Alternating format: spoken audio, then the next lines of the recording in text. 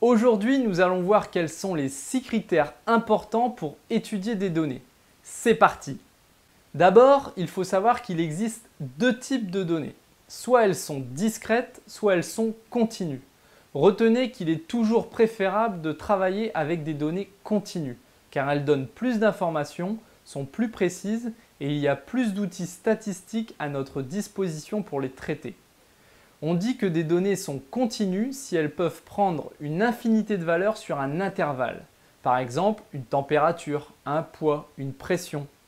A l'inverse, les comptages comme le nombre de pièces ou les échelles comme une notation de 1 à 5 dans un sondage et les attributs, par exemple le type de défaut, sont des données discrètes. Encore un point, ce n'est pas parce qu'un nombre a des virgules qu'il est continu. Si vous divisez un nombre de pièces mauvaises sur un nombre de pièces bonnes, vous obtiendrez un ratio avec des décimales. Mais ces composantes sont bel et bien discrètes. Cette donnée restera donc discrète. En deux, il y a la forme de la distribution. Dans la plupart des cas, les données suivent une loi normale. Mais parfois, vous aurez affaire à d'autres distributions. Exponentielle, log normal, Poisson.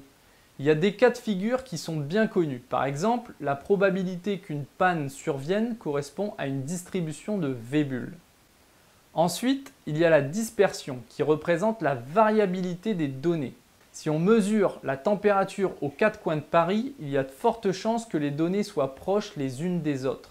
Si par contre on prend la température dans le sud et dans le nord de la France, la variabilité sera probablement plus importante. En statistique, on utilise souvent l'écart type ou la variance pour définir la dispersion.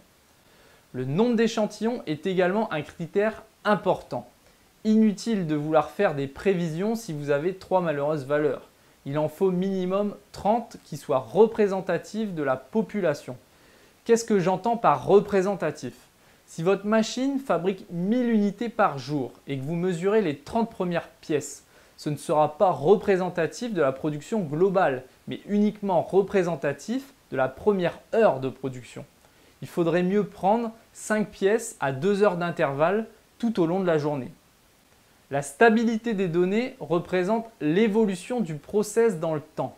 Minitab propose plusieurs outils pour la visualiser, comme le Time Series Plot ou les Control Charts.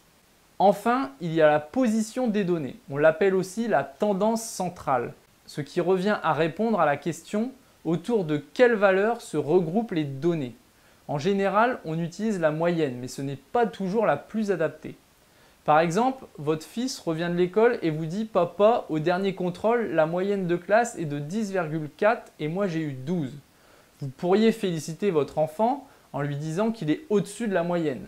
Mais si on regarde d'un peu plus près les données, on voit qu'il y a de très bons élèves qui ont 20 et de très mauvais qui ont 0. La moyenne est donc faussée par les extrêmes.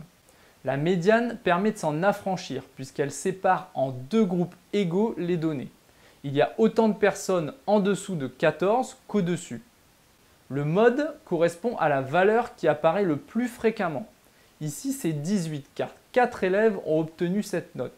Il est possible qu'une série contienne plusieurs modes. Si on change un 3 par un 2, la série devient bimodale avec 2 et 18, ce qui confirme encore plus la disparité des élèves. Vous l'aurez compris, le mode n'indique pas nécessairement le centre d'un échantillon. Il se trouvera proche de la moyenne seulement si la répartition des données est symétrique, comme la loi normale. Le mode est intéressant pour les échelles. Imaginons que vous vouliez analyser les données d'un sondage avec des notes de 1 à 5.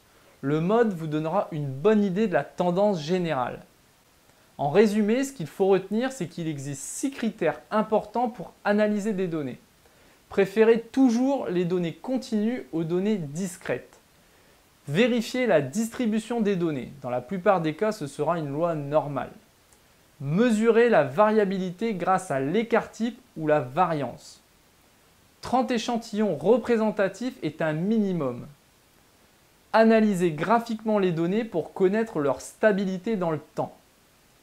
Autour de quelle valeur se regroupent les données? Faut-il utiliser la moyenne, la médiane ou le mode? Dans une prochaine vidéo, je vous montrerai comment utiliser le Time Series Plot sur Minitab pour visualiser la stabilité des données. À bientôt.